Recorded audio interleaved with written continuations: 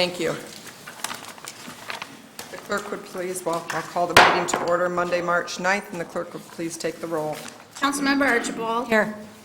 Councilmember Ashford. Present. Councilmember Cole. Councilmember Harris. Here. Councilmember Lewandowski. Here. Councilmember Ruiz. Here. Mayor Rapp. Here.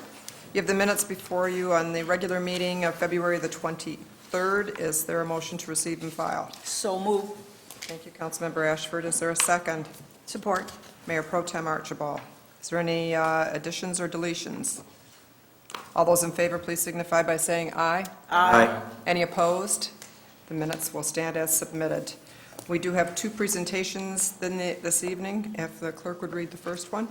Nancy Windsor, Parks and Recreation Director, will recognize 5 students from Port Huron Northern: Owen Jones, McKenna Cura, Hunter Austin, Delaney Barr, and Nathan Wilson, for their efforts in applying for grant funding from Southeastern Michigan Community Foundation and St. Clair County Community Foundation for funds to refurbish the basketball court at the Palmer Park Recreation Center. Mayor and City Council, I would like to take this opportunity to recognize 5 students from Port Huron Northern tonight who took a lot of pride in what they do at the City Rec Department, and they also took a lot of pride in their community by going after this grant. These 5 kids heard about an opportunity. They all work for us. They teach sports for us. And we heard about a grant down at Southeastern Michigan Community Foundation where they were taking youth initiatives and giving out grant monies. They went down there on a Saturday and went with one of our staff, Whitney, down to Detroit and took an opportunity to learn about how to write grants, and took it upon themselves to write the grant, and they had to present a video, and it's real short, but I thought we'll just show it real quick for everybody because it was pretty awesome that they did it. They were awarded $5,000 from that grant. So with that, I'm gonna turn over to their video. This is the Port Huron Parks and Recreation Department. I'm Hunter Austin, this is Owen Jones, and this is Nate Wilson. What we do is play sports, teach kids how to play sports from about the ages 3 to 12 years old, teach them various leadership skills, enhance their ability to become leaders as they grow older. The project consists of reconstructing the rotted basketball courts and basketball hoops.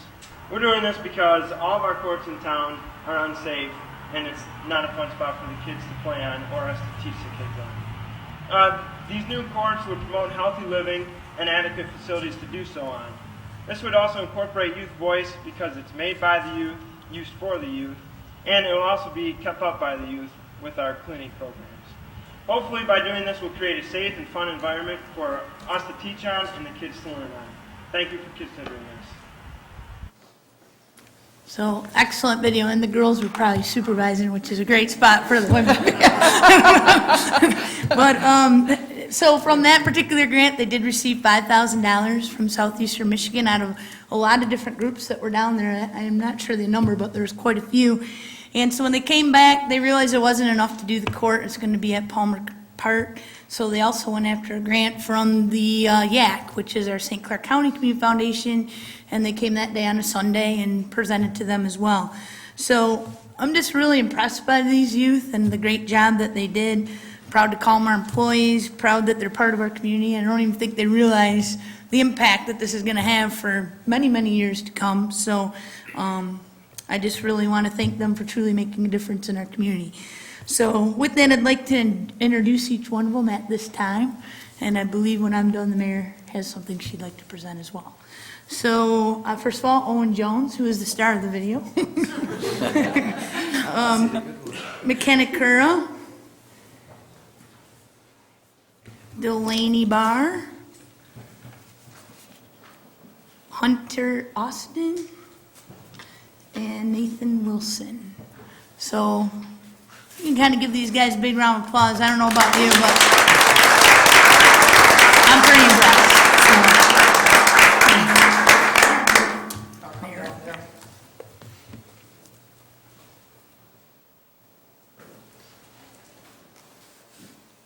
Well, I have a certificate for each one of you. I'm going to read one, and then you each are going to get one. But I have to say, congratulations. You are our future generation in Port Huron, and this is wonderful. We're all very proud of you.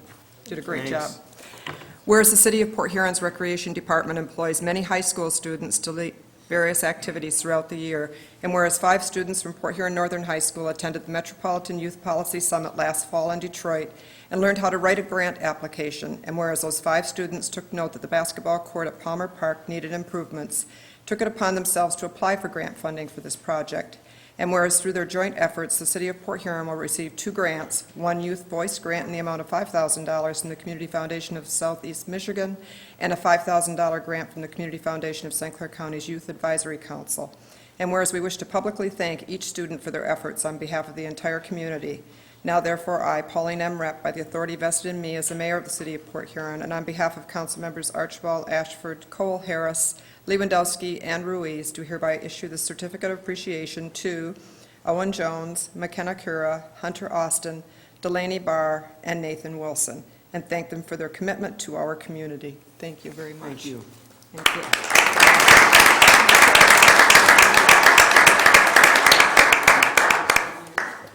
Mayor Rep, I was wondering if we could come down and shake their hands too. This is not every day we have youth coming forward like this. My council members, come on and help. Let's shake their hands. Come on, you guys. Come on. Yeah, come on. Thank you, sir. Thanks a lot. Thank you.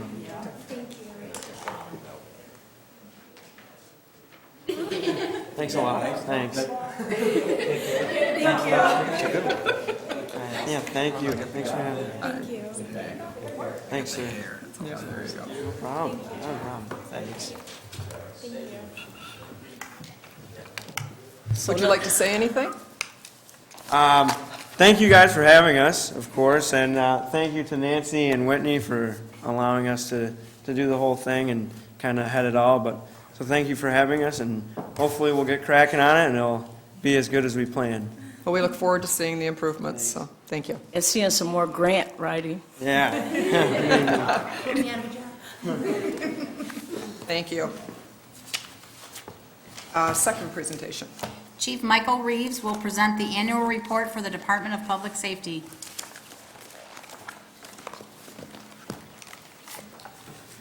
How come I always have to follow acts like this?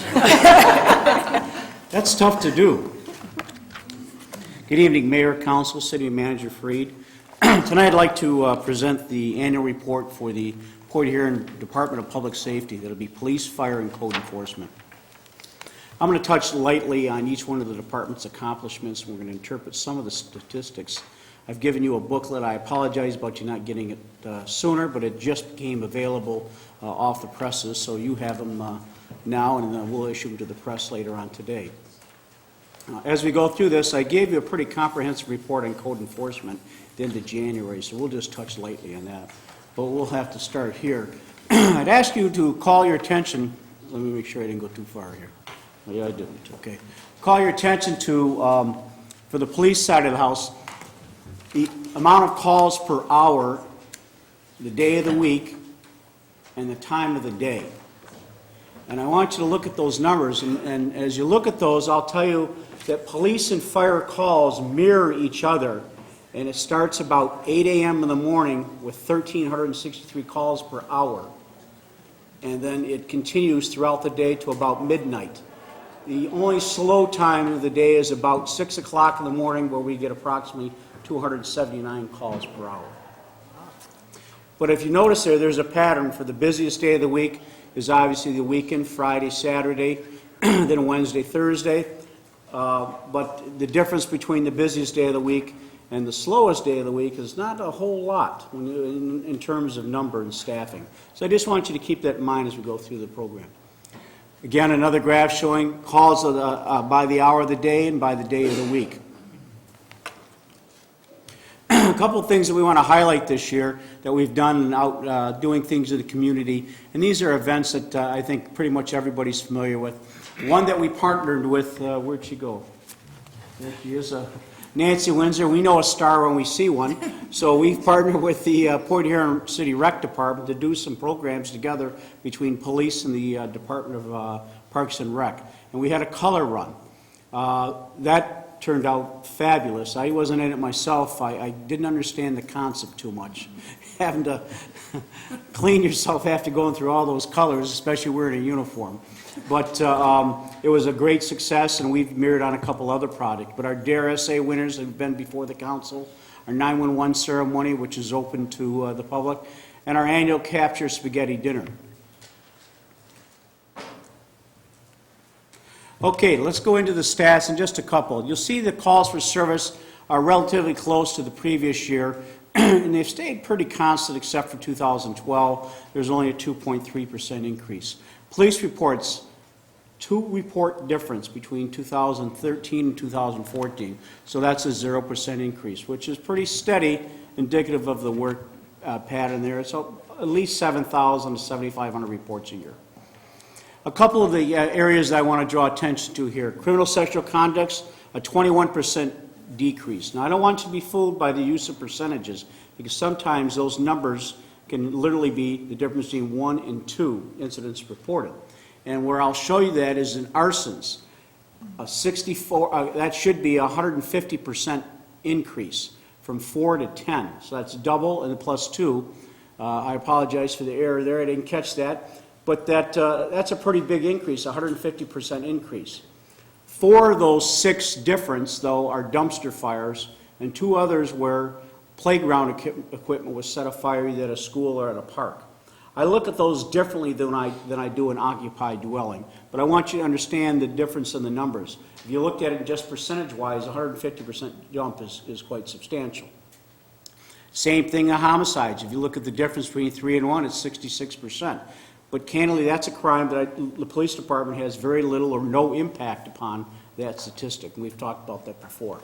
Auto theft decrease of 30.5%, which is a good job from last year where we thought it was unusually high for our area. Larcenies decrease 11.6%. What I look for when we look at these statistics, and I look not only daily but weekly and yearly, is trending. I look for trending patterns, and how are we trending? And in what areas are we trending?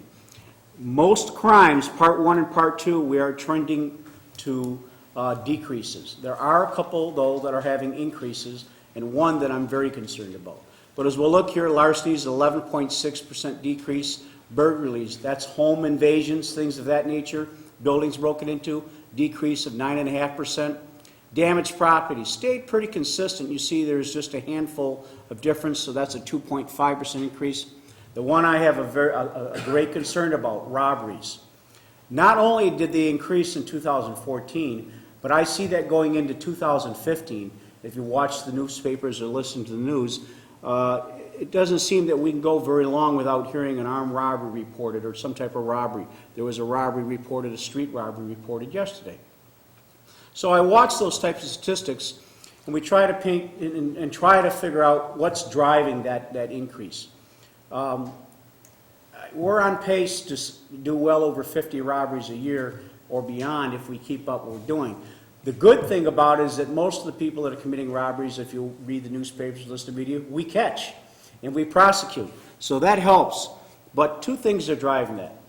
Substance abuse and the lack of funds, available funds, whether it be jobs or other improvements for people where they steal or have to commit a robbery to either feed their drug habit or to put gas in their car, food in their bellies, a roof over their head, those type things. We are finding those are the 2 major factors. A lot of cases we're also finding that a robbery crew comes into our town, commits a robbery, then goes to another city, whether it be Detroit or elsewhere. 2 recent gas station robberies were committed by a group of people. 2 of the people were from West Virginia. So as I look into these incidents, I do have some concern about the number of robberies, and we're working hard to abate those. Juvenile and adult arrests, if you look at that trending, it stays pretty close to each other. We have a 3.9% decrease. Charge assaults, finally making some headway here, a 0.3% increase, and the actual number is 1 different from the year before. If you recall, when I came here in 2011, I was very concerned about the number of assaultive crimes we've had. We're seeing we're starting to turn in the right direction there. Decrease in traffic violations, that'll make a lot of people happy, but if you notice it's not that many, a minus 0.4%. OWIs, a minus 22.1%. That's a pretty healthy, significant drop. And what I'm told by the officers working at night is that they've seen a significant change in the traffic patterns in regards to people operating at night, but also operating impaired. Well, that could be that because drunk drivers are getting better at it. I don't think so. But that could also be indicative of cold weather. Also be very indicative, though, of and more common is economics are driving that factor, where people aren't going out as often and maybe they can't imbibe as much.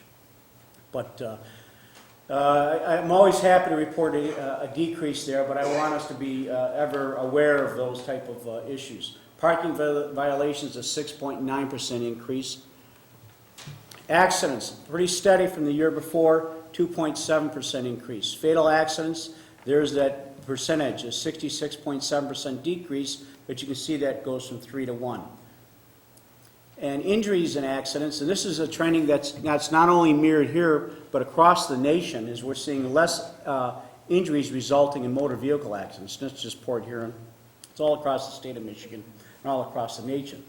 As the vehicles that are operating on the road, the older ones get taken out of service, the newer ones get put into service.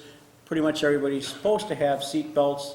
A lot of the cars have airbags. You're seeing that advanced safety equipment in cars now making an impact on the amount of people that are injured. And I was talking to somebody today who was telling me about the number of accidents, I think it was Beth LeBlanc, rollover accidents where the people are walking away from that, and you're seeing that time and time again, and that's a good thing. So we're having less injuries and accidents. Okay, fire department. Remember I talked about those hours of the day, and day of the week? Look at that. So if the police department's busy, the fire department's pretty much busy as well. They go hand in hand. Calls by hours a day, days of the week. The only difference there is, for some reason, Monday is a busy day for the fire department. Now, you know what? I haven't figured that out yet. Just don't, it fluctuates. I don't know why people wait till Monday, but Monday's the day of choice. The stress of going into work on Monday. Could be. A couple things that we have in regards to our community awareness and involvement program. You'll see a couple photos there. The Firefighters Union always supports Breast Cancer Awareness Month. That is Mrs. Freed's class there at the Port Huron Fire Department. Yes, James, that's them. We didn't get you in the picture that day. I don't know if you were driving the truck or standing off to the side, but we were taking photos of the day she brought her class in to learn about fire safety. Alarms by district, you'll notice a couple things. First of all, that Station 3 and Station 4 had slight increases. Central Station was down. But when you look at overall numbers, and we'll get to that in a minute, you'll see that we're stagnant. We're the same amount that we had the year before. Fire inspections down drastically. And you're saying, well, Chief, what happened here? Why are the fire inspections down so much?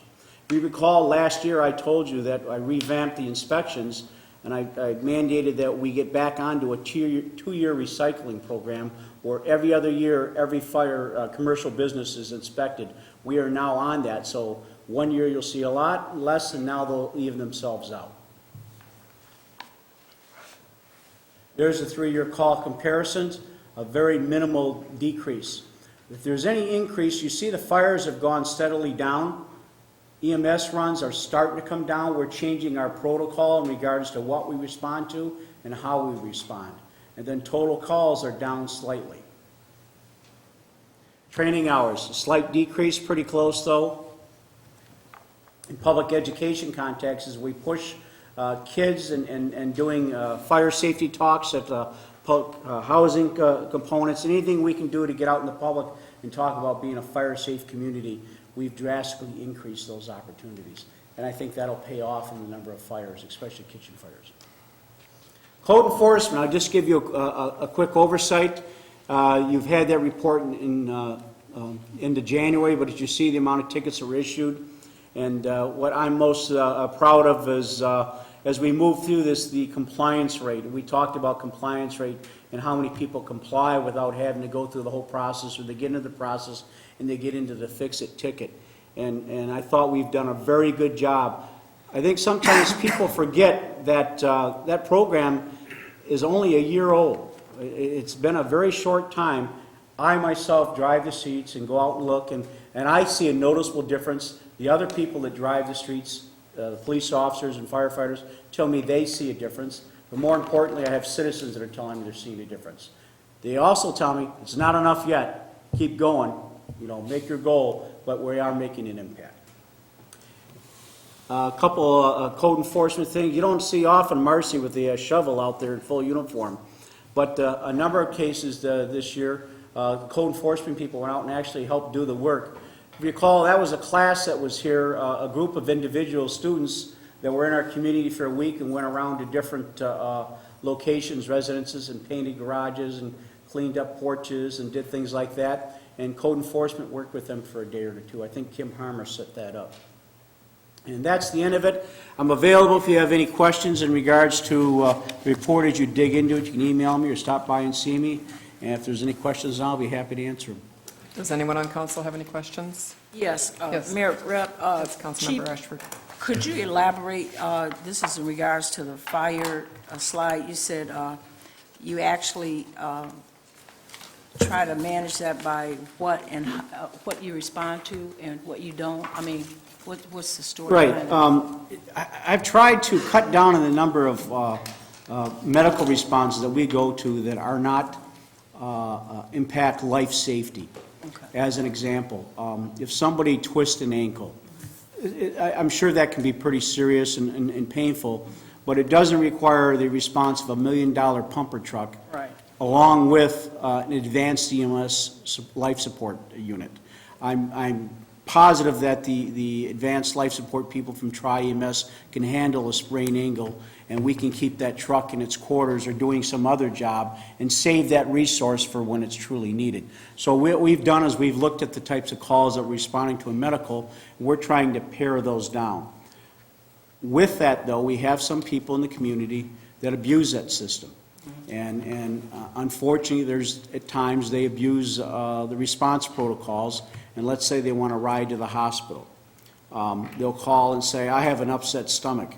And they'll say, well, geez, maybe you should go see a doctor. Well, I'm really not feeling good. My heart's racing now. Could you send? So that changes the protocols from an upset stomach to possible heart trouble. That requires a different type of response than just an upset stomach.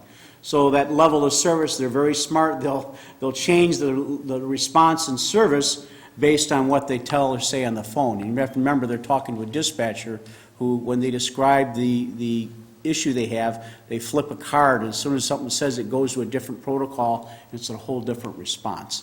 But we're working on that. If we can curb just a little bit our response to some of these minor EMS things and not send them out on those type of issues, anytime that truck doesn't run, we save money. Anytime that truck stays in quarters and we're not paying wear and tear and fuel and everything else, and I can put those guys into a different work setting, whether it be public education or inspections program. We're going to try to kick off a residential inspection program this year. It's a positive for us. It makes it more efficient and effective. Okay, thank you. One more question. So how safe are we in the city of Port Huron? I think we're very safe in the city of Port Huron. We're no different than any other city. We have our issues, and I think I've been very candid about that. We do have some issues that give me concern.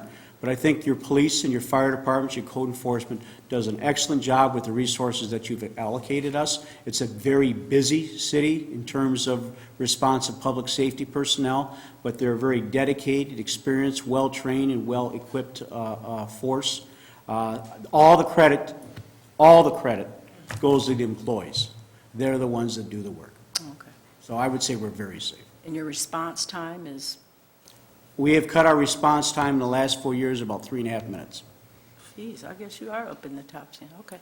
Thank you, Chief. Okay? Thanks, Mayor Rep. You are welcome. Anyone else on council? Yes, Councilmember Lewandowski. Chief, I know you mentioned an increase in, I think it was robberies and burglaries and some of the more serious crimes. How many of those, what percentage do you think is from outside residents coming in? And Robberies, burglaries are down. Robberies there's an increase, and I'm concerned about it. The majority of those are outsiders. Sure. And when I say an outsider, let me preface that. That means by somebody that hasn't lived in the community more than 6 months, or that came from somewhere else, is here for 3 months, commits a robbery, and then we'll relocate them to Jackson for a short stretch, and they'll end up coming back to here. So I would consider them, they're not, let me put it this way. The amount of crime that's based solely upon residents of Port Huron is exceedingly small. Thank you. You know, when you said that about them coming back, I guess I have a question. When they, if they commit a crime or convicted, go to Jackson, say, are they then sent back to the They're same paroled community? back generally to the community they came from. The community they committed the crime in, And not necessarily. Sometimes the community, if they get listed Port Huron as their place of residence, Right. that's where they're paroled back to. That's correct. That's what I thought. Is there anyone else who has any questions or comments? Thank you for a job well done. Thank you, appreciate it. Thank you. We will move on to public hearings. Number 1, please. Number 1 is to hear comments on the request of Donald Pilecki, owner of 828 Union Street, protesting the single-lot special assessment approved by City Council on January 26, 2015. It was resolution number 15-014. Following the hearing, the council shall make a determination to either deny the protest or to grant the protest and remove the special assessment. Mr. Pilecki? Yeah, if you just want to take a few minutes and express your thoughts on it, and then we can ask you some questions, okay? Okay. First of all, good evening to each and every one of you. And thanks for taking the time to hear me out here. Now, I have some copies here that I would like to share with each one of you. Can I approach? Yes, if you just hand them to Councilmember Harris at the end, he can pass them down. Now, I am short. Share those.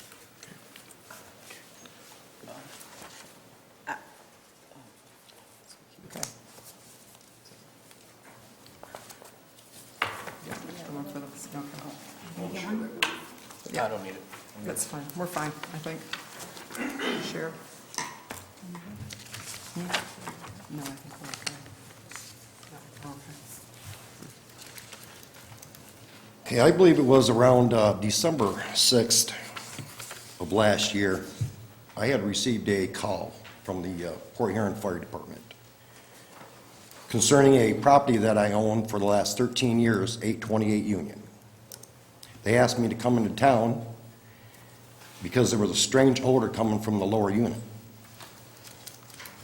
which one of the other residents in the building had noticed and had called the fire department at that time. Turned around and I got into Port Huron, and they had asked me to let them into the lower unit. And I went ahead and done so. Asked what was going on. At that time, they really didn't know. So I was there on the scene for about 2 hours, and they had an air monitor. They said that they had to test the air in the unit. So therefore, at that time, there was about 8 to 10 officers around my building. I thought that was a little excessive. I didn't know if there was a robbery or what took place. So after they stuck a monitor through a window that I had opened in the basement, and the reading that come out of that monitor was 3. That was the air quality control test that they had done in that unit. And I had asked them what the range was. They did not respond. So therefore, after being there, like I said, a couple hours, nobody would really tell me what was going on, took place in the unit. No arrest was made. So anyways, I had proceeded to leave and go home. And I had received in the mail about January 30th, 2015, on this special lot assessment. I've been a landlord for 13 years, and I made some phone calls to the Port Huron Landlords Association. They never seen anything like this either.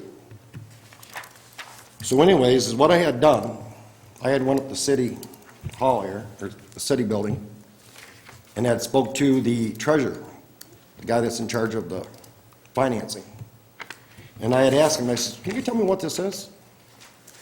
It tells me that it's hazardous waste cleanup. I says, really? 828 Union.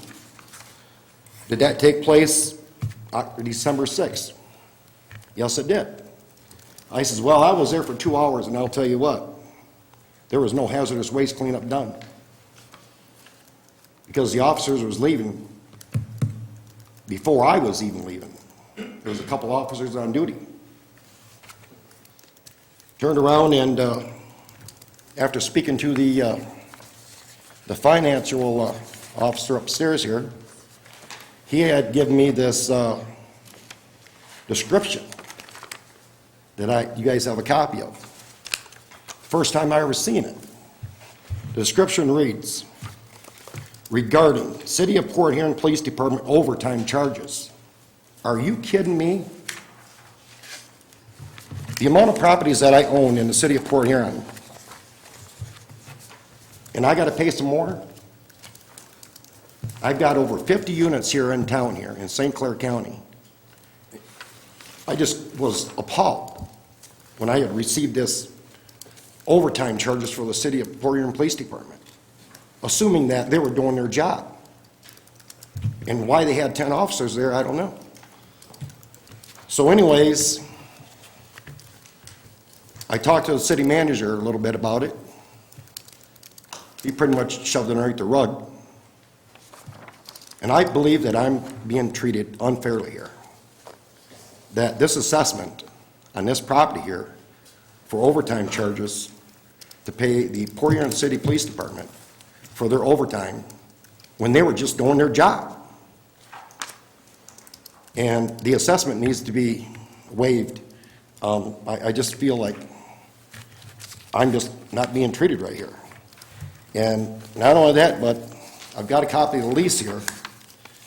The lease also says that the resident shall be responsible for any type of illegal activity on that unit. I didn't create that problem. I rented it to him, and he's responsible for his actions, not me. I'm not going to babysit who I put in that unit. And I do screen my tenants. I just made a bad judgment call, okay? And he had other people living there as well. And apparently, from what I heard, he was starting a meth lab. And prior of the officers showing up, he was delinquent on his rent. I had went again to the court and filed papers to get him removed from my property. And glad I'd done so. And it didn't take me about 10 days to get him out of that property once I had filed the papers with the court.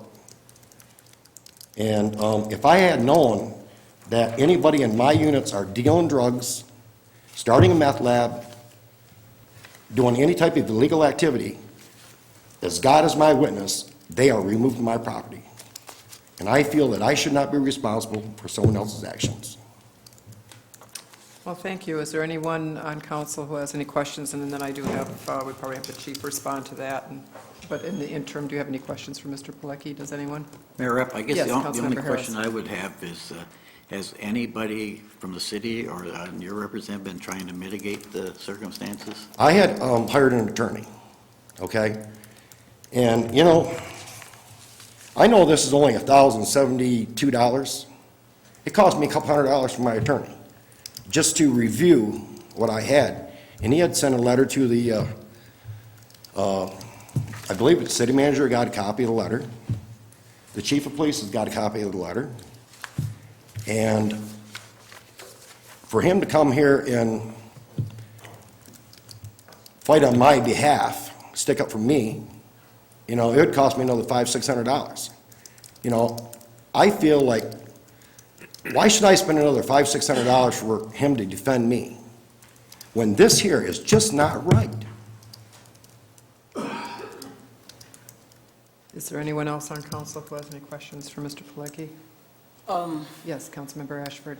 Mr. Pilecki, can you just be point specific? what is not right about this? What, just without, Well- just what's wrong? Well, what's wrong? I'll tell you. I pay my property taxes, okay? Okay, Apparently, there was a crime being committed in one of my units. I had nothing to do with it. okay, but whose building is it? It's my building. And whose lease is it between? Me and this Kurt Perzanowski, okay? Okay. And you don't feel any responsibility? In his actions, no. No, towards you putting there, you signed the, well, I don't want to get into that, but anyway, okay, I think you answered me. Thank you. Okay. Hey, Rep. Yes, Councilmember Lewandowski. I forget, it is Mr. Pilecki. What do you do to screen your tenants? Well, what I do, I go to the court website and run a background check on them, see if they got any bad history, if they've been in court. In this particular case right here, and I'll tell you, my daughter was getting married in Las Vegas, and we had to fly out, and it was one of those spur-of-the-moment deals. I didn't want to take time to do it, I just did it, you know what I'm saying, taking a gamble on it. And you know what, it was a bad choice. And I do admit, it was a bad choice. Okay, because, what if your tenants didn't live in St. Clair County and never been into St. Clair County Court? What if they had been to Macomb Court or something before? I have ways of finding that out. Okay, so you bought this property in 2005, right?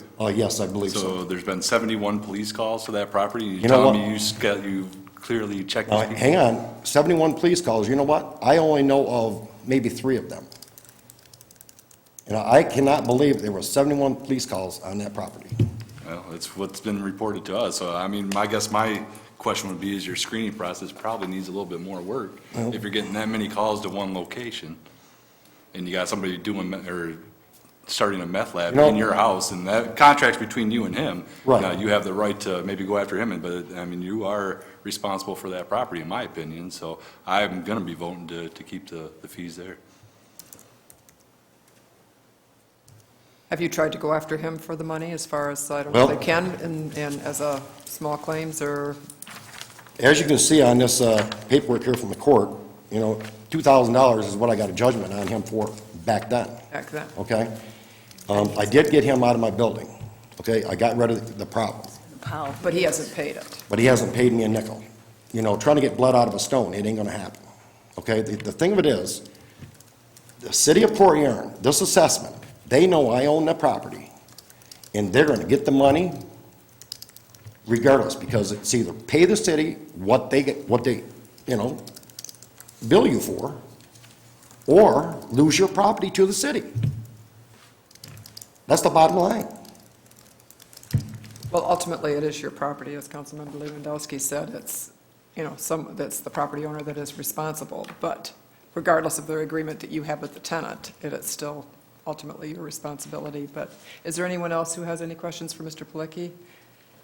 If you just give us, you can take a seat for a moment if you don't mind, and I'd just like to have the chief come up and, Mayor Rep, before Yes. Chief speaks, if I could say something. yes, please. A meth lab is a public danger, and under our city ordinances and our state statute, I have the authority to authorize any officer within the city to abate that public nuisance. Faced with that decision, I applaud the officers who responded that night, who cleaned up the dangerous situation, which was a public health hazard and immediate danger to the community around it. They did so with my authorization, and the chief of police knows that anytime a public danger like a meth house and meth remnants, that he has my full authorization to take whatever action necessary to immediately remediate the danger to the neighboring community houses and to the families in that neighborhood. So I applaud our officers, and I stand by their decision that night. Thank you. Yes, chief. Good evening, Mayor and Council. I want to comment that's exactly what this case was. It was an operating meth lab. And as you're well aware, we've had a number of meth labs, both transient, in vehicles, mobile, and in homes, garages, that type of thing. And they are very volatile. We've suffered multiple fires because of active meth labs. We've had people critically injured because of meth lab fires. So it is something that we encounter on a day-to-day basis. The reasons for trying to attain the cost. To clean a meth lab is extremely expensive. And there's mandates by the state of Michigan that we have to take in terms of remediating, that location. With that said, it's been our policy and the city ordinances that the rest of the city taxpayers should not be held responsible or liable for the cleaning of that meth lab. That should be solely for the person that occupies the property or owns the property. The rest of the residents who don't operate meth labs in their property shouldn't have to pay an exorbitant amount in order to recover the cost that the city had to put out for that type of operation. There wasn't 10 officers there that night. There were enough officers that were required by state law in terms of handling that. Between probably police and fire and specialists, there may have been 10 people there, but that's what's required. We don't send any more people. We don't bill by the number of people there.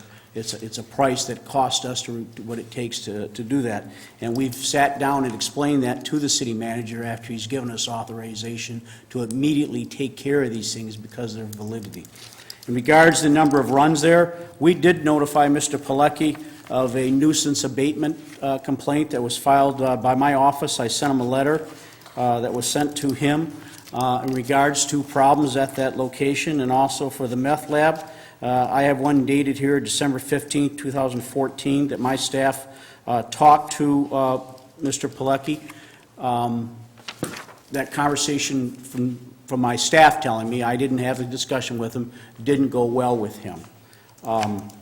When I received this information for the city manager, I reviewed and pulled out the police reports. There were several arrests made there that night. Meth lab components were removed from that location, and until that area was cleaned up, it was a danger to the community. In terms of the ordinances and the requirements, I'll leave the rest to Mr. Schaudy. Thank you. I have provided to City Council the applicable ordinances, and obviously there is a ordinance we have that we deal with on a regular basis regarding dangerous buildings and dangerous structures. One of those provisions, subpart D of ordinance section 10-211, gives the city manager, and the city manager can operate through his chief of police or any of his subordinates or any employees of the city. It gives the city manager the right to abate any public nuisance that's defined in the section, which is basically an unsafe condition or a dangerous building, and it gives him the right to do it on an immediate basis. It doesn't require coming before City Council when there's an emergency or a potential of danger to the community. You don't have to wait and schedule a public hearing before City Council before you can proceed with the cleanup of the dangerous condition. And then the ordinance provides very specifically that the cost of abating such nuisance shall be charged against the premises and the owner thereof. So it places the burden on the property owner. And that's an ordinance we've had in effect for, 30, 40 years at this point. Thank you. Is there any questions from council for either the chief or Mr. Schaudy? Mayor Rep. Yes, Councilmember Ashby. Chief, the officers that did the cleaning, are they certified? Is there some special training you have to have? Special training. If you've ever rode by a scene like that, you'll see they wear moose suits with respirators and breathing equipment on. It's not every officer is allowed to do that. We just have 2 that are certified in order to, by the DEA, to actually go in, gather the components, and then remove them.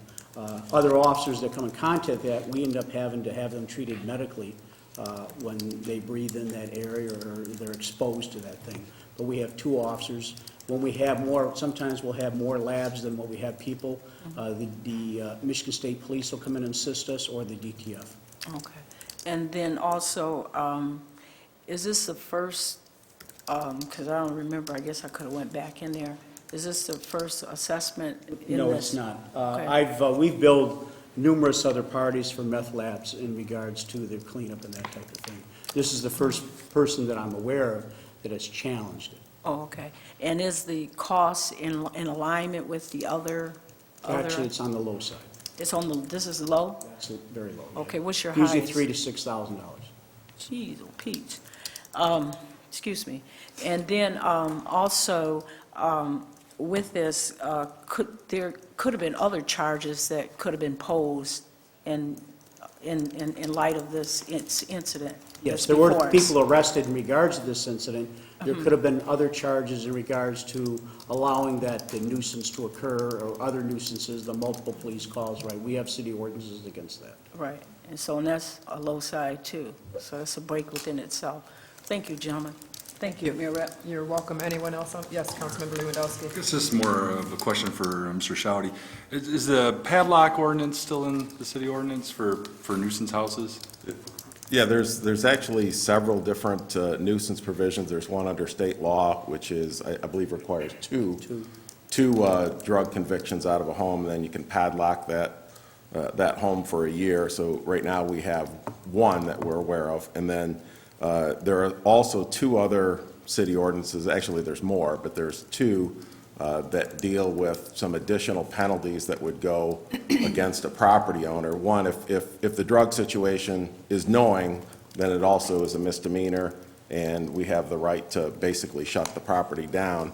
And then we also have a ordinance that we amended under our rental certification ordinance, that if somebody has multiple valid police calls, then the city manager, the director of planning, and the chief of police can declare that property a nuisance and pull the rental certification.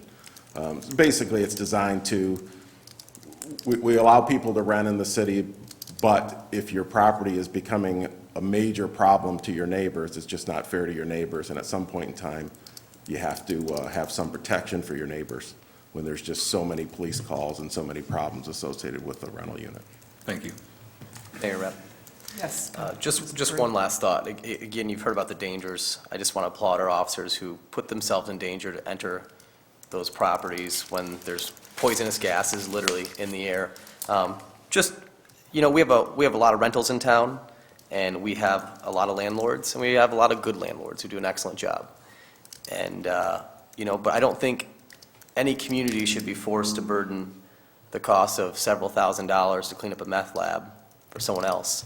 And I don't think any mom or dad should be forced to have a meth house next to them because poor background check was done on a tenant. You took a gamble, you lost. And no mom or dad should be forced to have this next to them. So I stand by what our officers did, their actions they take, and again, I applaud them. And again, I say our community shouldn't have to tolerate these types of meth problems. And if I could just add one more thing, the Port Huron Landlord Association has some very nice services that allow for background checks of tenants. They allow for criminal checks, and in this case, the tenant actually had an outstanding warrant for his arrest at the time of this from another community, from Monroe. So it's, background checks are something that would be helpful in this process, especially if you have a potential problem property. Anyone else? Yes. Just a quick clarification. If I recall, in the rental ordinance, we did spell out very specifically that the property owner, the landlord, would be held responsible for the actions of his tenant. Is that not correct? Yes, to varying degrees. Obviously, the ordinance that we're dealing with today is one of those that places the onus on the owner of the property. We did, for code violations, we established a rule that if it was the tenant involved for a code violation, if the landlord registered the name of the tenant, then the code enforcement department would put the ticket in the name of the tenant as opposed to the property owner. So we have that protection in there for landlords. But referring to any type of a drug situation, we did say we would hold the landlord responsible. Yes, that's in the ordinances. Thank you. Thank you. Anyone else? Yes, Mayor Rep. Councilmember Harris. Just one last comment. I don't think the city, and I know this council member, don't want to take his property. I think that's his income property, and unfortunately, you had a bad incident, and we don't need the property, but we still have to enforce the law, so I'm really sorry. I'd be happy to work with Mr. Pilecki if he has issues in the future with tenants who he's unquestioned or has a questionable We'd be glad to sit down and go over the rest of his units and discover how many police calls are going to those, so he could be proactive in hopes of maybe not doing that. I just didn't get that opportunity. It wasn't presented to me to do that. Thank you. Anyone else? Okay, thank you very much. Thank you. At this time, then, we have a resolution that's before us with two alternatives. If someone would please make a motion, it either is to deny the protest or to grant the protest. So I'm open to a motion. Mayor Rapp, Yes, Mayor Pro Tem Archibald. I make the motion that we grant the request for the assessment. It's denying the protest. Sorry, I denied the protest, sorry, thank you. Just so we have this I knew word. that wasn't coming out right. I knew what you meant, but I want to make sure Yeah. you follow the language that's on the actual resolution. Is there a second? Support. Councilmember Lewandowski, is there further discussion? We will take the vote. Councilmember Archibald? Yes. Councilmember Ashford? Yes. Councilmember Harris? Yes. Councilmember Lewandowski? Yes. Councilmember Ruiz? Yes. Mayor Rep? Yes. Mr. Plicki, that concludes the hearing, and we did concur with the amount of money that you owe, so. Thank you. You're welcome. We will move on now. I think we are done with our public hearings and on to public comment. If there's anyone in the audience who wishes to address the council at this time, they can come forward, give us your name, and you have 4 minutes.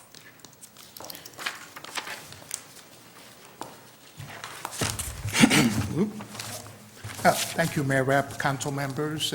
Tim Lozen, longtime city resident. It's nice to be back here. It's a lot more fun on this side of the table than it is on that side. I'm here today on behalf of Main Street Port Huron, Inc. As many of you know, there have been a number of citizen organizations over the years that have advocated on behalf of downtown Port Huron. In 2013, an organization, Main Street Port Huron, Inc., was organized. It consists of business owners and business property owners in downtown Port Huron. First, we appreciate your support about a year ago when you supported our application to become an associate member of Main Street Michigan, Inc. Main Street Michigan, Inc. is an organization of other communities throughout Michigan that have these historic downtowns, have similar problems to ours of how do you revitalize an aging infrastructure downtown area. And kind of the model that they've developed is you focus on the historic aspects of the buildings, you kind of make lemonade out of the lemons of the old buildings, make it a unique place, you promote the heck out of it, and you really need the support of the building owners, the property owners and the business managers, but you need the support of the city also to do this. So on your agenda tonight, you have a resolution that asks you to support the Port Huron Main Street, Inc., moving up to the next level of involvement in the Michigan Main Street organization.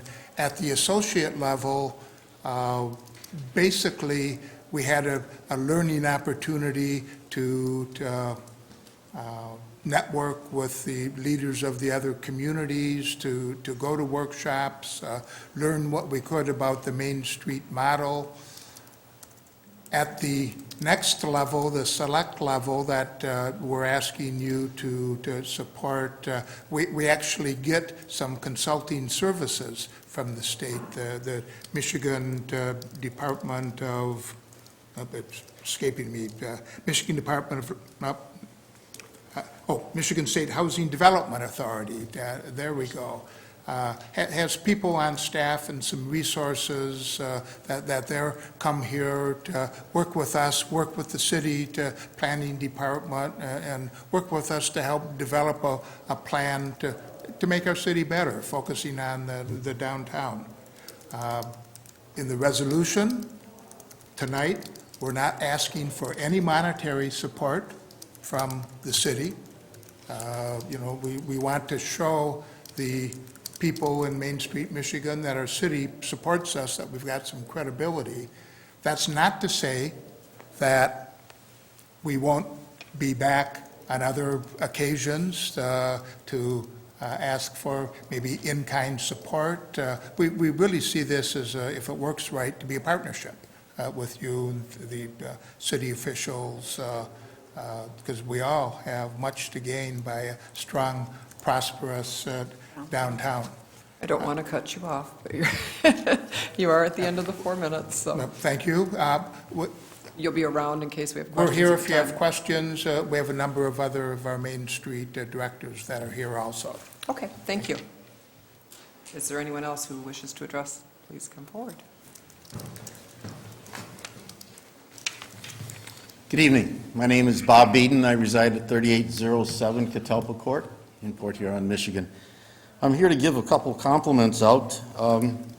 First, to the City Council and Safety Director Reeves for your work on blight. I think that's an extremely important part and program that you have, and I urge you to continue it, and I urge you to even start it earlier in regards to maintaining homes for people to live in, as well as keeping our areas safe. I think there's a direct correlation between some of the things that Safety Director Reeves talked about and the incident here with the gentleman here, so all of that's very important.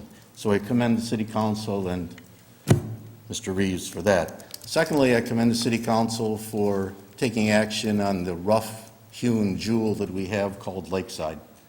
It's a marvelous, marvelous place. It's been there for years, and it really needs some help. And appreciate you, Nancy, for your work you've done. But the question comes up then, why can't we use the water? And so therefore, now we have some questions. We read frequently in the paper about E. coli. You can't use the water at the beach. Many times we've had relatives and friends we invite over and we want to take them to our beautiful waters, and you can't use them because the health department, rightfully so, has said that there's an E. coli count that is not safe for us to be in, especially for little kids. So the question then becomes, you know, where does this E. coli come from? We have spent literally millions of dollars on streets and sewers, and yet apparently someplace there continues to be pollution. Now, I'm well aware that the water runs north and south here. I'm also well aware that we have a canal that should be dredged to help flush out the city of Port Huron, and I know that you've been doing that at least once a year. And I know that there's some DEQ problems and other issues, but the fact of it is, if we can keep that water flowing, and if we can flush out the city of Port Huron, where I understand by listening to the news, either radio or newspaper, that McPherson continues to flush raw sewage into the Black River, we question where does that come from and why hasn't it been part of our plan? And maybe it is, and maybe it's not the city's responsibility. I simply don't know. But if you step back again and look at the work that you're doing there, and we have a beautiful earthen area, terra firma, if you will, but we can't go down to the lake and use it, there's just something wrong with that kind of situation. So I would ask you to look into it. I don't know the answers to it, but it certainly are very pertinent questions if we're going to refurbish Lakeside. And the last comment I would have is that the city of Port Huron, as you know, is somewhat of an island city. And the way we're going to have to continue to look at this economically is to bring money in from outside. We just can't keep trading money around store to store, person to person. We have to get some outside dollars to come in. That's recreation, kayaking, canoeing, small power boating, using the canal, rather than having to go out under the bridge, which is extremely dangerous with some of the smaller boats, and particularly fishing boats. So I urge you to look at those kinds of things, of additioning or dredging the canal more often, flushing out the Black River so that it can be used for even more recreational purposes. So I just ask if you might look into those questions and see what we can do about making our water more usable. Thank you so much. Thank you. Is there anyone else in the audience who wishes to address the City Council this evening? If If you do, please come forward and give your name, and you have 4 minutes.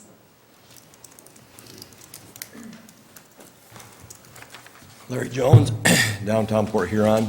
I want to say hi to the council members, our mayor, our city manager.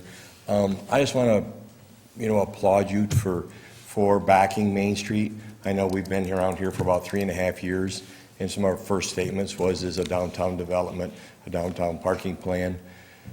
And we were told at that time that, they didn't have one, but there used to be a Main Street, which Main Street kind of run and controlled that and helped with the buildings. And me being just an old farm boy, I thought that, that kind of stuff was, like, you should have so many restaurants, you should have a shoe store, so on. And so with getting, like Mr. Brown promoted, the Main Street, and then, of course, we had the governor over here and walking through town and how our governor promotes, our downtown developments, the donut hole, as he calls it, and also promotes the Main Street. And we visited other Main Street communities, that how they are working, with their EDA and their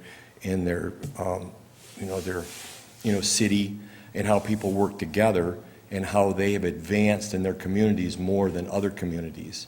And I guess Mr. Brown was a big speaker, and I know you guys have continued with this, that today we have the city council, we have the EDA, we have the community working together more than what was in years past. And I think our community shows that. The downtown development, our transit center, our, the different things that are expanding, in our downtown, and how the downtown is actually growing. And, now the art van is how that's advancing. And, there's just so many things going on in town that it's kind of exciting.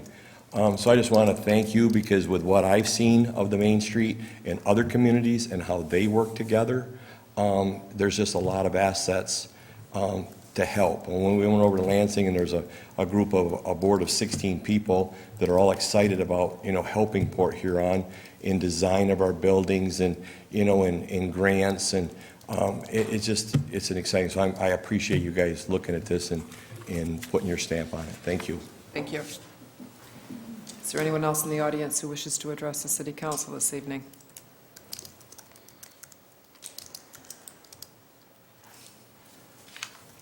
Good evening, friends.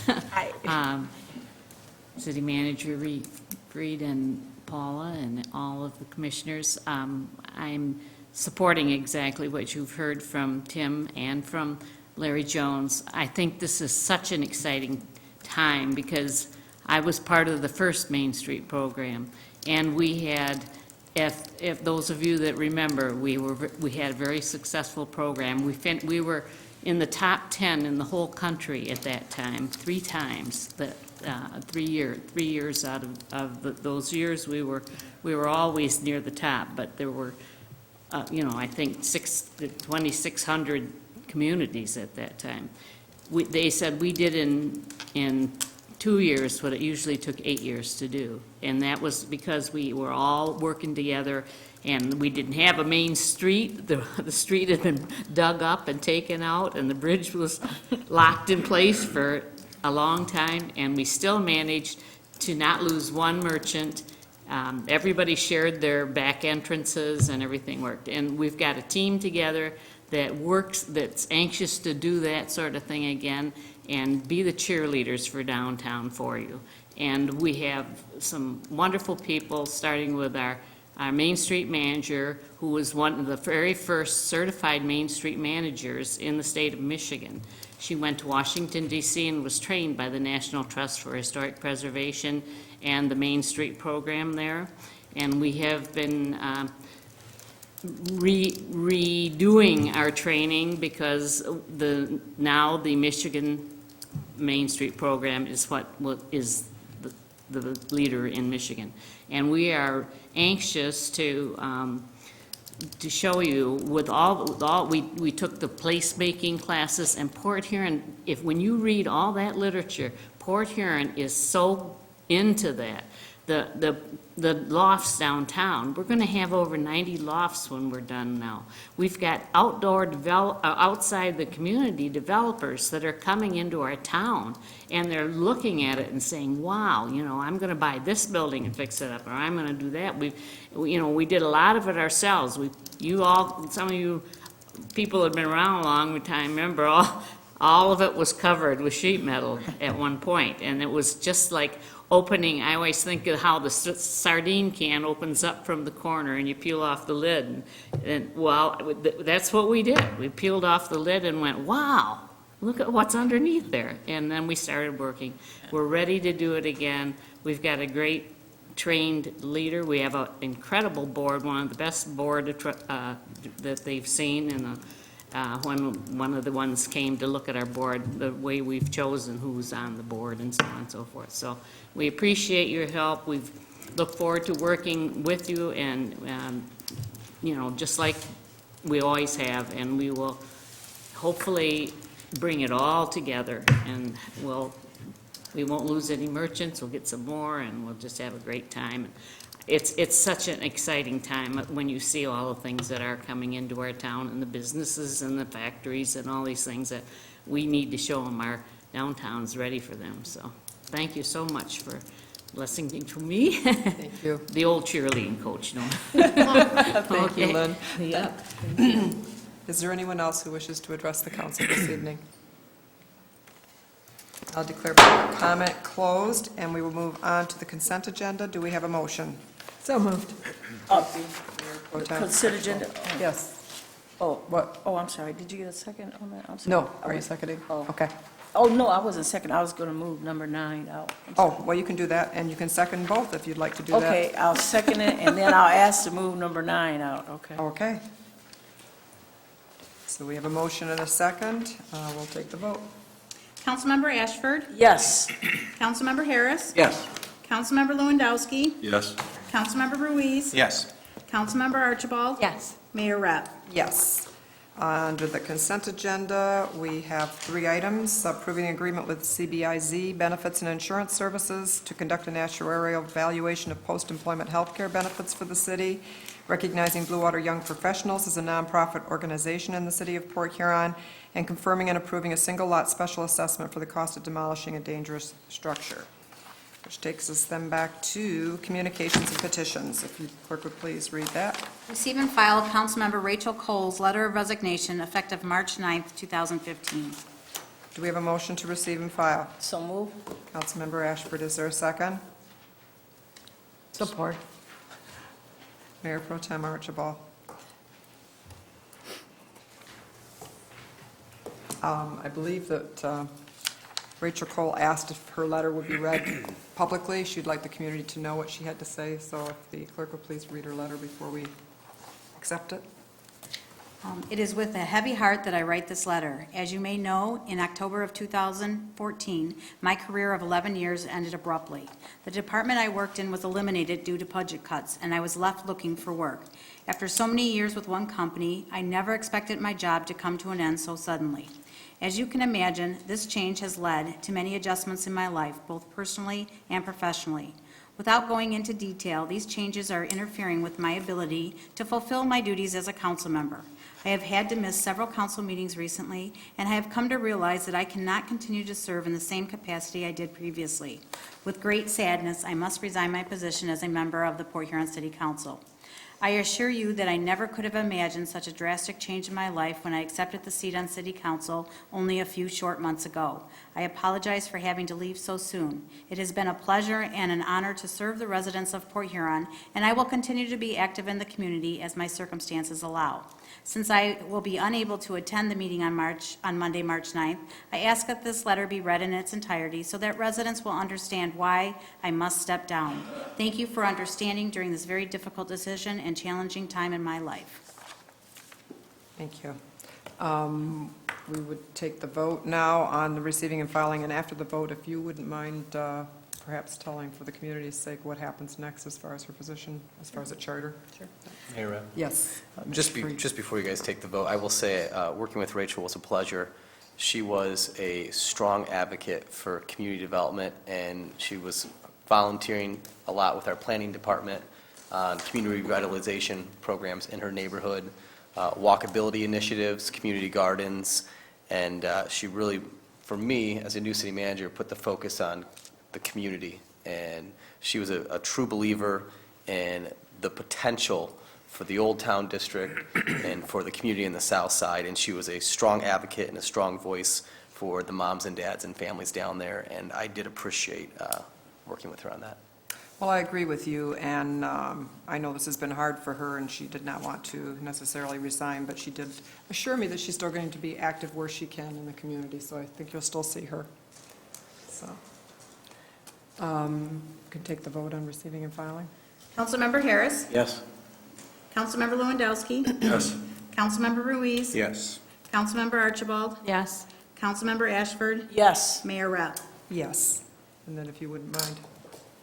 The charter under section 2-10 vacancies does state that at the next regularly scheduled city council meeting, when the vacancy exists and has been, the letter of hers will be accepted today, received and filed, that the next highest vote getter in the preceding election will be offered the seat to take that appointment. And the last election was in 2013, and the next available candidate is Alfonso Amos. And if he chooses, I'll be sending him a letter in 2 days, and if he chooses to accept the appointment, he will come before us on the March 23rd meeting, take the oath of office, and be seated as a council member. And then if something happens that he were to decline it? Then it would happen is the next candidate did not qualify with the 25% of the total votes cast. He was a few votes shy. So at that point, council has the option of soliciting and considering letters of those people interested, and they still have to be a qualified and registered city elector, and they too also have to have lived in the city for the past year. And council would make the decision. As soon as council could come upon a vote of at least 4 members saying yes to one of those interested individuals, then that person would be appointed to fill the position. And this seat would, this position is up for re-election up for election in 2016, November. So the person will serve until that time. Thank you. Thank you. Okay, we will move on then to, from the city manager, number 1. Is accepting the single source quote from Michigan Meter Technology Group in the amount of $14,547,000 for an 8-inch master water meter to serve the Water Street Hotel Development Project. Is there a motion? And that's 547. I know, you heard my hesitation. Not 547,000. So moved. Thank you, Councilmember Lewandowski. Is there a second? Second. Councilmember Harris, is there discussion? We'll take the vote. Councilmember Lewandowski. Yes. Councilmember Ruiz. Yes. Councilmember Archibald. Yes. Councilmember Ashford. Yes. Councilmember Harris. Yes. Mayor Rep. Yes. Resolutions, number 1. Is authorizing 4 payments. Is there a motion? So moved. Mayor Pro Tem Archibald, is there a second? Second. Councilmember Ruiz, is there discussion? Just one question. Councilmember Harris. Is it usual for Tetra Tech to do grant writing for us?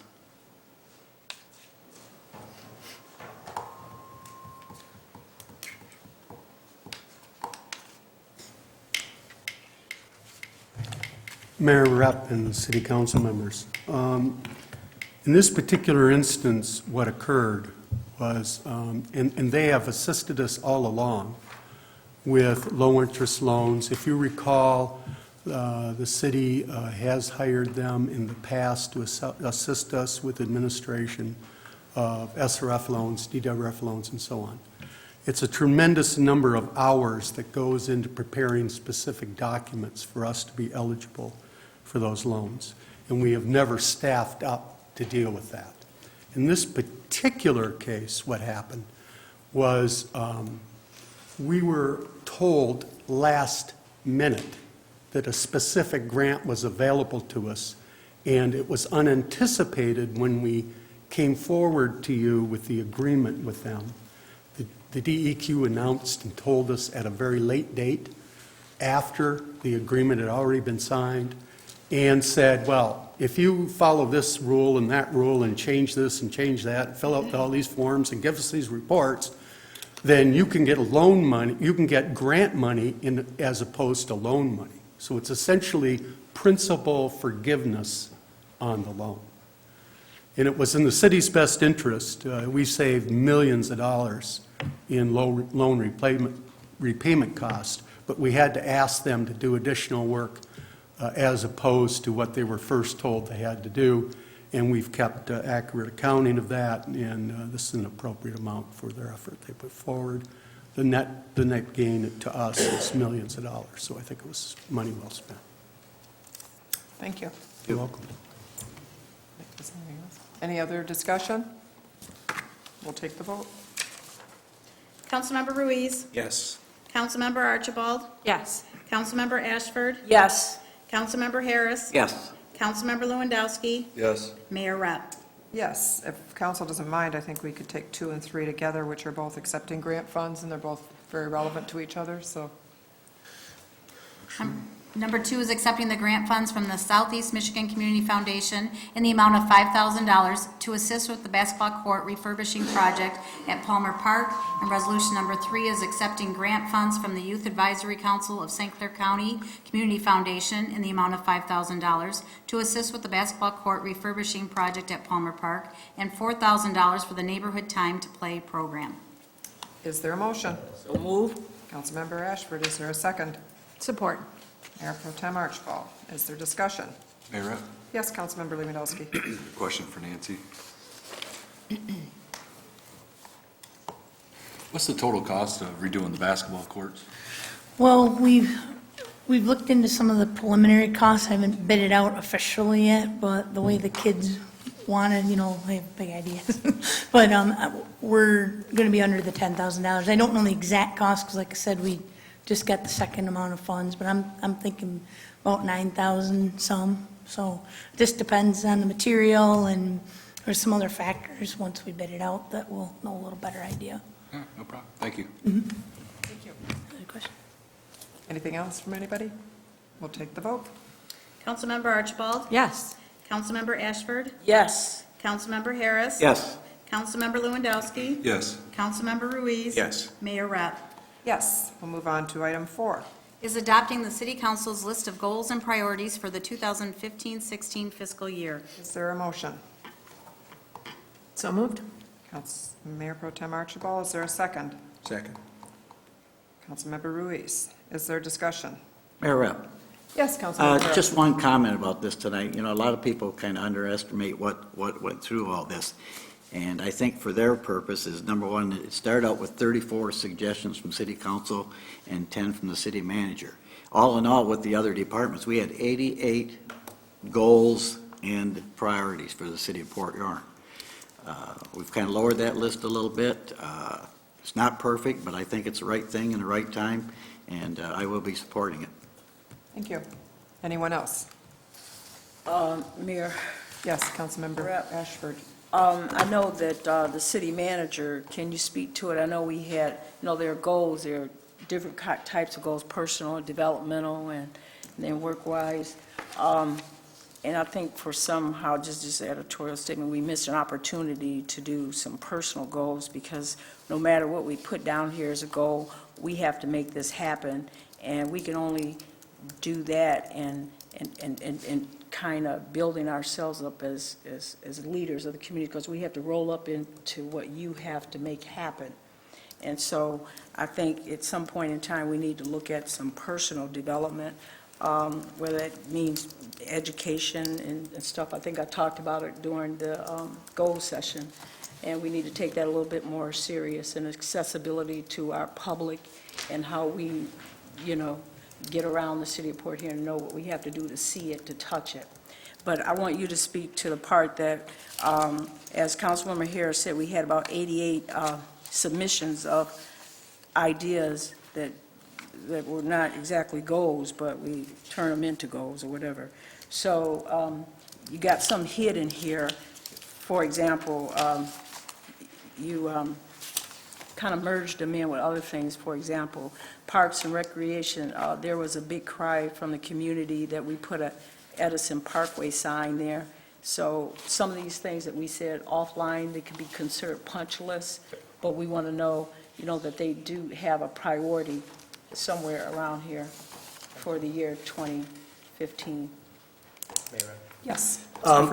First and foremost, to your first point about council development, we'll be working with SEMCOG to make a lot of the elected officials, they have educational seminars designed just for elected officials, and we'll provide that information to Mayor Rep so she can disseminate it to all of you, and we'll be able to, because we're members, you are all able to go to MML and SEMCOG, and so we will work to make those available to you. As a city manager, I will tell you, this list is a little bit intimidating, because Right. as Councilman Harris said, there's 80-some things on here, but these aren't just hopes and dreams. These are very specific, measurable, tangible action items that myself and my staff will be expected to achieve in the next 12 months. And to be quite frank, in 12 months, we're going to be held accountable to this list on whether or not we actually achieved what the council directed us to do.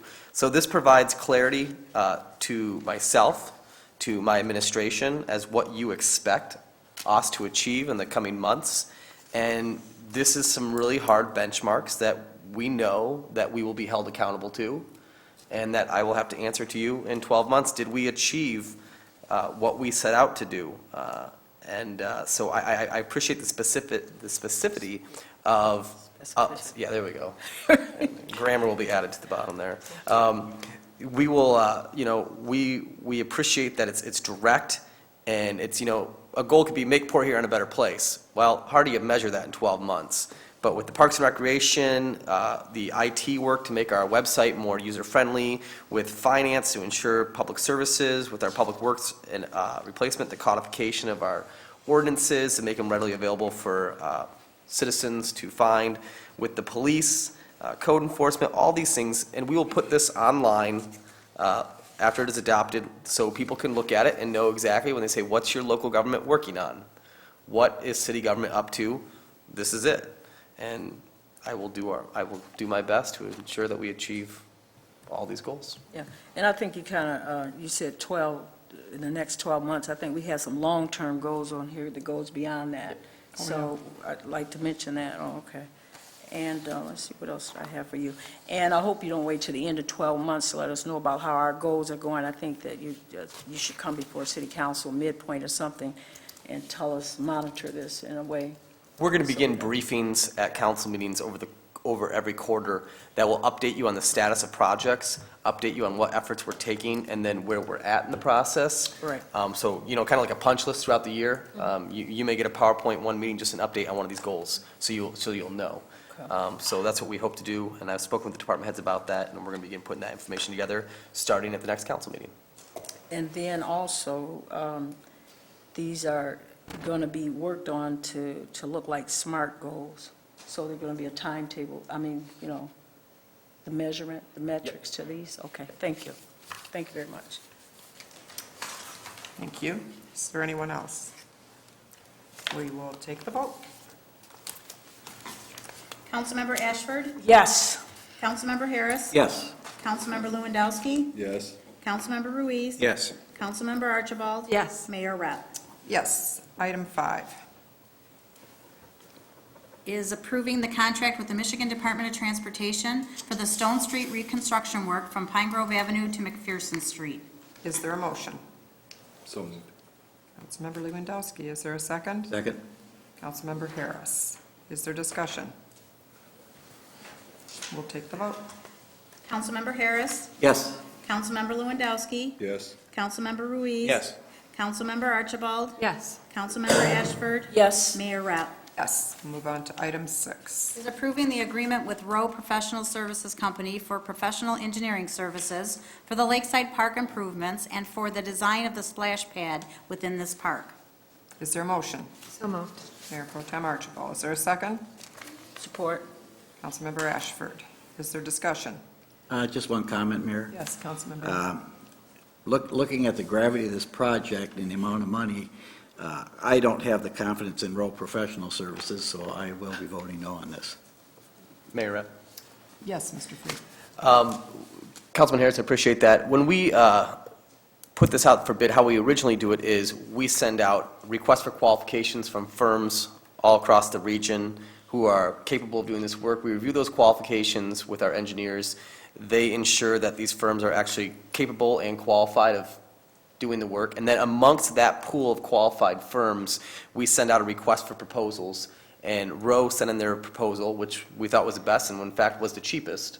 I've personally worked with Rowe Professional Services in the village of Lakeview, redeveloping Lakeside Park in Lakeview, which encompassed a outdoor music venue, new pavilions and outdoor markets, removal of streets, parking lots. So I personally worked with Rowe Professional Services in the west side of the state, although this is a different branch.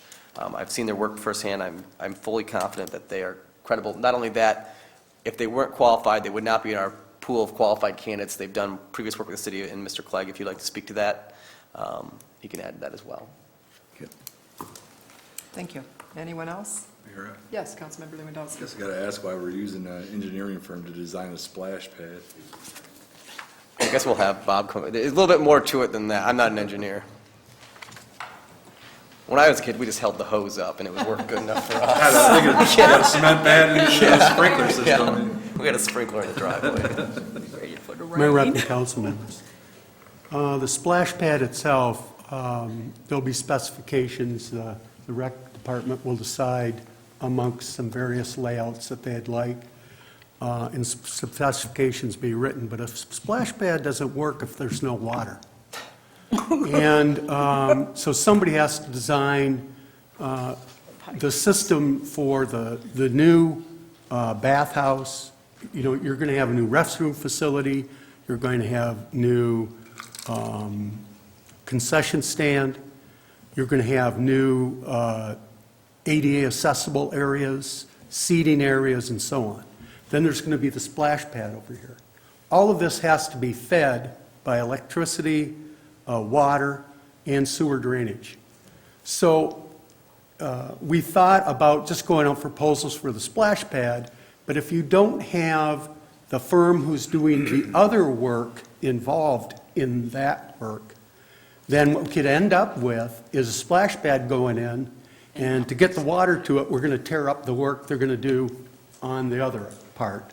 So the better part of valor was for us to admit that the best way to do this is to place that responsibility with a single source so we don't get this going on, and make certain that all of the underground work is properly coordinated, that the construction activity is scheduled appropriately and phased appropriately. And we quite frankly, with the number of projects we're doing in-house, currently, we just couldn't take this one on too, and so it's appropriate to have someone else come in and help us out. And we're not really landscape architects. We would also like to have some expertise in somebody who had done the landscape architecture of parks and also the building itself, some architectural expertise on the building. So that part of it wasn't done when we had the proposal, and I don't remember the lady's name from the west side of the state, but with the parks and the landscaping, I thought that part was done already. Well, there was a conceptual plan you reviewed, and that is not a detailed design. And I believe, and I should let Nancy speak to that because she was more involved in that than I. Mayor and City Council, you are correct. We did have a master plan, conceptual plan put together. That plan was used to, we kind of were trying to get the community's input on that particular proposal. We were using a lot of that layout, but that's like a 3-phase project, so it was more just, as Bob said, like a master plan to get grants and to see what direction we were going in. This will be more detailed, obviously, with building the buildings, and I'm good, but I'm not that good. I can't build a building. That's why we got engineers, thank God. Because that's not my area of expertise, so I really appreciate all their help that they've given on that. So Now, this road proposal, is it just for the phase one, or is it for all 3 phases they're gonna have? it's for phase 1, which we received the DNR grant for, and they do allow for up to 15% engineering cost. So that will be rolled into that proposal you see. Although the splash pad is separate, that was done with private donor dollars, so. Mayor, Yes. Mayor I'd just Pro like Tem to Roscoe. take the opportunity to congratulate you again on the first grant and applaud you for moving forward in this. I think it's long overdue. I'm excited to see it happen. And I agree with Mr. Beeden. I think this is one more step in the right direction of bringing in outside dollars and not continually trading our dollars around and around and around and not getting anywhere. So, thank you. Thank you. Great project, thank you. Anyone else? We will take the vote. Councilmember Lewandowski. Yes. Councilmember Ruiz. Yes. Councilmember Archibald. Yes. Councilmember Ashford. Yes. Councilmember Harris. No. Mayor Rep. Yes. Item 7. Is supporting the application of Main Street to become a Michigan Main Street Center Select Member. Do we have a motion? So moved. Councilmember Ashford, is there a second? Support. Mayor Pro Tem Archibald, is there discussion? Mayor Rep. Yes, Councilmember Harris. Just one comment. Main Street Port Huron to me is quite a valuable resource. I haven't had a lot of contact with them, but when I have, it's always been cordial. Sometimes they fight the weather when we have events going on, but I think all in all that Main Street is a plus for the city of Port Huron, and we just got to keep moving along that same path. Thank you. Any other comments? Mayor Rep. Yes, Councilmember Ashford. I too would like to commend all the speakers for coming forth tonight and giving, not just us as city council, but to the listeners out there, just to let them know how significant our downtown is. And it's really the heartbeat of the city of Port Huron. And I think this is a very natural progression to scale like that, because there are things that are out there that you don't know that can help us get that much better as a community. When we talk about the quality of life, that's what we need to do. We need to put some stuff right back into downtown Port Huron. You're on a roll, and so you might as well keep rolling, so we can't do anything but to support you in those efforts. Thank you. I'd just like to say thank you, and thank you for all of you for coming tonight. It's nice to see the support, and you certainly have a lot of enthusiasm, and I wish you well Yeah, you do. going forward, so thank you.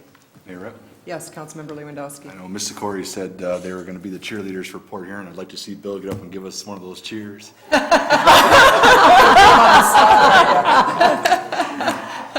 Thank you. Don't tempt her. Put him on the spot. We'll take the vote.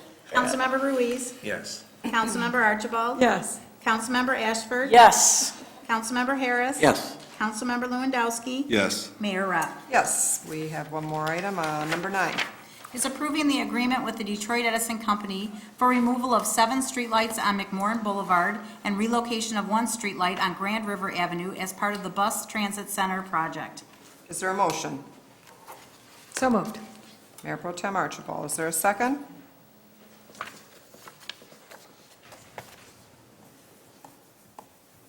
Is there a second? Quietness. Councilmember Harris. Is there discussion? Yes, Mayor Rapp, I ask that this be removed because just to stay clean, I'm a DTE employee, anything with DTE or Detroit Edison, I don't want to come somewhere in the future, even though, I got stock, but I just want to just be clear of that and be respectful of my company, so I will be abstaining. Okay. Anyone else have any discussion? Mayor Rep, Yes, Councilmember Lewandowski. you going to get some kind of insurance from DTE that isn't going to screw up the rest of the lights in the city? I'm telling, don't you? Go ahead, tell them. My lights the other night flickered every 5 minutes, and lucky they're on. I'm happy for that part of it, but. Didn't I hear that this is supposed to be an improvement to the lighting system downtown? Did I hear Yeah. that? Clegg will come up, but I will tell you that DTE has been, All right, they watch. have been making some great strides to fix the lights in town, and they are under pressure, and they know it, so keep it up, because that helps, gives me when I go talk to them, I say, hey, council's on me. Tell them that they're Yeah. 1 week out from a resolution every week from They know it, money too. in escrow. They know it, too. We're getting new LEDs along Pine Grove, and then they're moving to Griswold to work on the circuit issues underground there, as well as the aerial circuits on Pine Grove. We're not getting LEDs on Pine Grove. The temporary ones they put up are LEDs. The actual ones they'll be putting up will be high-pressure sodium. They put up the temporary LEDs because they were blacked out for so long, and we got so much pressure on them, they went out there and installed these temporary LEDs on Pine Grove, and it is an aerial issue, but I will say they're working hard, and it is frustrating, but I give DTE some credit. To give City Council an update on the Pine Grove project that City Manager Freed has mentioned, their contractor was out there today posting on the poles out there those are fed aerial, and that particular system is one of the systems they've identified in the city that is a series-type light. It's similar to what happened down here in the government, what I call the government area, Michigan to Merchant, Glenwood to Quay, and they completed that, if you recall, late last summer.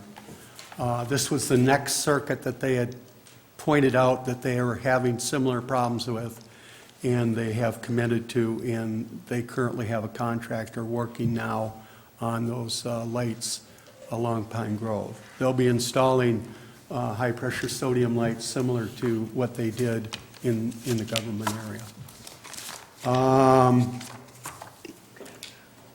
Regarding these lights, what occurred is during the design of the Blue Water Transit Center, the desire was to change the lighting in the parking lots and on the street to something different. And the designers that were working on that decided they wanted to choose the specific fixtures that would be installed. When we work with DTE, DTE typically says these are the fixtures you may choose from. They don't typically say you can choose any fixture you want. And so to give a more free range to the design, the decision was instead to have these removed from the streetlight system so they could have the LED decorative lights that are going to go in the parking lot kind of tied to the lights that will be designed along McMorran. So when the project is complete, there are 7 lights that will be removed on McMorran, and they'll be replaced with LED lights, and those lights will be metered and will be our responsibility to maintain, similar to the lights in our parking lots and in some of our subdivisions. There are a few. There's about 1,000 exterior lights that we maintain in-house, and there's about 3,100 that DTE does under contract for us. Thank you. Any questions for Mr. Clegg?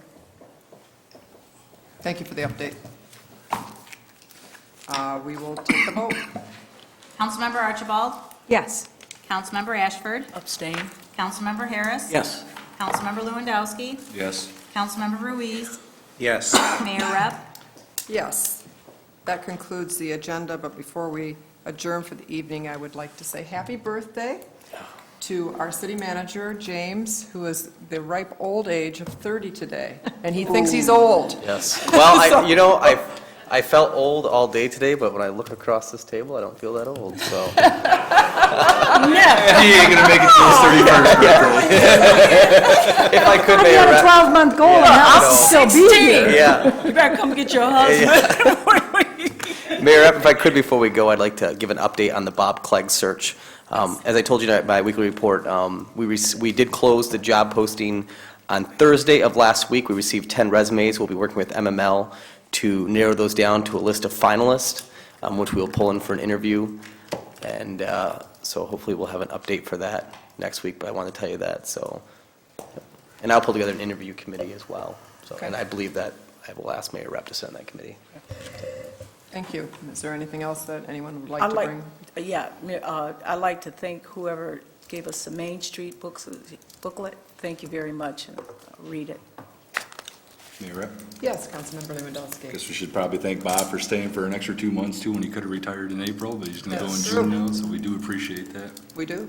It's going to be very difficult. We did not, unlike a city manager where they were there a dime a dozen, somebody as qualified as Bob Clegg is incredibly difficult to replace, and honestly, there's not that many people out there who even have the qualifications he has or the knowledge he has. Your public safety director, your city engineer are 2 of your most important positions, and they'll be the most difficult to replace. So that is why I will rely heavily on Bob's help in the search, Mayor Rep's insight, with Julie's to find the appropriate candidate. But we're going into this and we want the right candidate. I refuse to make a bad hire, And so if we get into it and I don't like the candidates, we'll start over because it's that important of a position. So I appreciate Bob. You are a true servant leader to this community. So appreciate your service. Are we doing anything in the way of knowledge transfer before he gets out of here? We'll plug him Can into we get the, his we'll download him brain? into the computer, yeah. We get your brain. But I think, regardless of your brain, I know that's all there, but you always had your heart in it, and that makes a difference. So no matter how much knowledge you got, if you don't have your heart in it, it doesn't do anything for us. So thank you for the work that you've done. Mayor Rep, one last thing. You mentioned a good thing about the knowledge transfer. Bob's done a lot of incredible work in the city with the CSO separation, the rebuilding of infrastructure, and that's very important. But Bob's greatest legacy will be the staff that he has developed. His division heads are remarkably talented. His engineers, everything down to his secretary and his assistant. Bob's greatest legacy will be the talent that he has developed, and we have an amazing team in that department because of Bob. So, we will miss you, but we will see a little piece of you every day in your staff, and that is your greatest legacy. I got one more thing. Yes, You know what? Councilmember You gave the Ashford. report, and I just have to beat you up, Chief. You know how, this is a JPEG file, and my picture is in here, and you squashed my face, and you know what? I'm getting you. Is the meeting over with? Yes. Well, it's not until someone makes a motion. Oh, my Lord. I move that we adjourn. But wait a minute, Councilmember could I- Norris has something to say, so. we'll have to- Port Huron hit the highlight yesterday on national TV. Mike Emmerich made a comment about people to support McMorran Arena, and I think Mike's done a lot for the area. He started a lot of his career here, and I just thought it was a great thing on his part. So thank you, Mike Emmerich. Oh, okay. Now you can make your motion. Oh, so move. Okay, meeting adjourned. Thank you.